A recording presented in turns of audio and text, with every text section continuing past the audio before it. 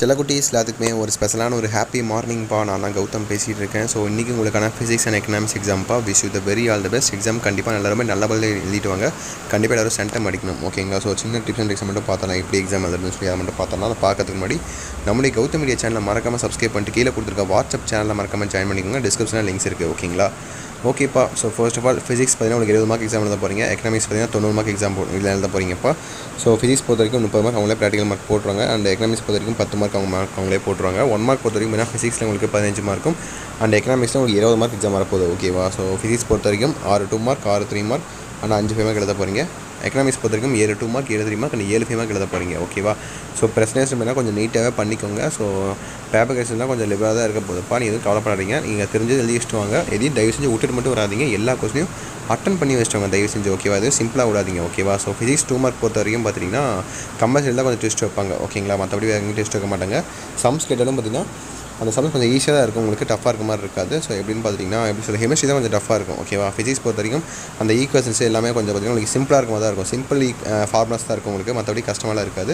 So அதை attend பண்ணிடுங்க, ஓகேவா? சென்டம் படிக்கணும்னு நினச்சிங்கன்னா கண்டிப்பாக நீங்கள் சம்ஸ் பார்த்தாகணும். சப்போஸ் எனக்கு சென்டம்லாம் வேணாம் ப்ரோ, ஆவரேஜ் மட்டும் இருந்தால் போதும்னு நினச்சிங்கன்னா உங்களுக்கு சென்டம் தேவைன்னு நினச்சிங்கன்னா நீங்கள் சம்ஸை கொஞ்சம் ஸ்கிப் பண்ணிடலாம். ஏன்னா சம்ஸ் மேக்ஸிமம் உங்களுக்கு கம்பல்சரி தான் கேட்பாங்க. மற்றபடி எல்லாமே தியரி அட்டன் பண்ணுற மாதிரி இருக்கும். தியரி எல்லாம் படித்து முடிச்சிட்டிங்கன்னா நீங்கள் ஈஸியாக நீங்கள் 80 to 90 எடுத்துடலாம், ஓகேவா? எக்கனாமிக்ஸ் பொறுத்த வரைக்கும் ஃபுல்லாமே உங்களுக்கு தியரி தான், ஒன்றும் பிரச்சனையே கிடையாது உங்களுக்கு, ஓகேவா? கம்பல்சரி பார்த்தீங்கன்னா உங்களுக்கு கம்பல்சரியும் பார்த்தீங்கன்னா உங்களுக்கு தியரி தான் கேட்பாங்க. 10 கொடுத்து 7 கேட்பாங்க. அதை நீங்கள் எழுதிக்கலாம், நீங்கள் ஈஸியாக எழுதிக்கலாம், ஓகேவா? ஸோ அடுத்து 3 மார்க் பொறுத்த வரைக்கும் பார்த்தீங்கன்னா உங்களுக்கு ஃபிசிக்ஸில் பார்த்தீங்கன்னா அதுவும் கம்பல்சரி பார்த்தீங்கன்னா உங்களுக்கு கன்ஃபார்ம் 3 மார்க்கில் சம்ஸ் தான் கேட்பாங்க, ஓகேவா? ஸோ தியரிலாம் கேட்க வாய்ப்பே கிடையாது. ஸோ சென்டம் நீங்கள் கண்டிப்பாக அடிச்சே ஆகணும்னு நினச்சிங்கன்னா நீங்கள் சம்ஸ் பார்த்தாகணும். சப்போஸ் சென்டம்லாம் வேணும்னு நினச்சிங்கன்னா அதே தான் உங்களுக்கு.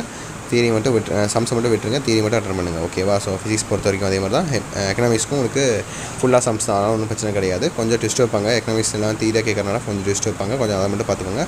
5 மார்க் பொறுத்த வரைக்கும் ஃபிசிக்ஸ் பொறுத்த வரைக்கும் ஒன்று சம்மு ஒன்று தியரி அந்த மாதிரி கேட்க வாய்ப்புகள் இருக்குது. மேக்ஸிமம் எல்லா சாப்டர்லேயுமே மேக்ஸிமம் ஒரு சம்ஸ் இருக்குன்னு நினைக்கிறேன்.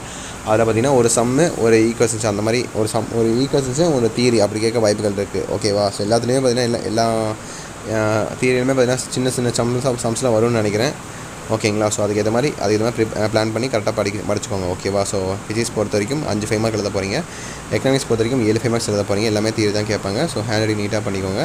எக்ஸாம் முன்னாடியே முடிச்சுட்டு கரெக்டாக 1 மார்க் இன்டீரியர்லாம் கண்டிப்பாக ஒரு 3-4 இன்டீரியர்ஸ் கேட்பாங்க, ஓகேவா? 2 இல்லை 3 கேட்பாங்க இன்டீரியர், ஓகேவா? ஃபிசிக்ஸும் சரி எக்கனாமிக்ஸ் சரி அதுக்கு மாதிரி கொஞ்சம் முன்னாடி முடிச்சுட்டு டைம் இருந்தால், ஸோ டைம் இருக்கும் கண்டிப்பாக, அந்த டைமில் உட்காந்து இன்டீரியர் 1 மார்க்ஸை கரெக்டாக ஆன்சர் பண்ணுங்கள், ஓகேவா? சென்டம் படிக்கணும்னு வச்சிங்கன்னா 1 மார்க் ரொம்ப முக்கியம், ஓகேவா? 2 மார்க் 3 மார்க் கூட அட்டன் பண்ணிடுவீங்கன்னு வச்சுக்கோங்களேன்.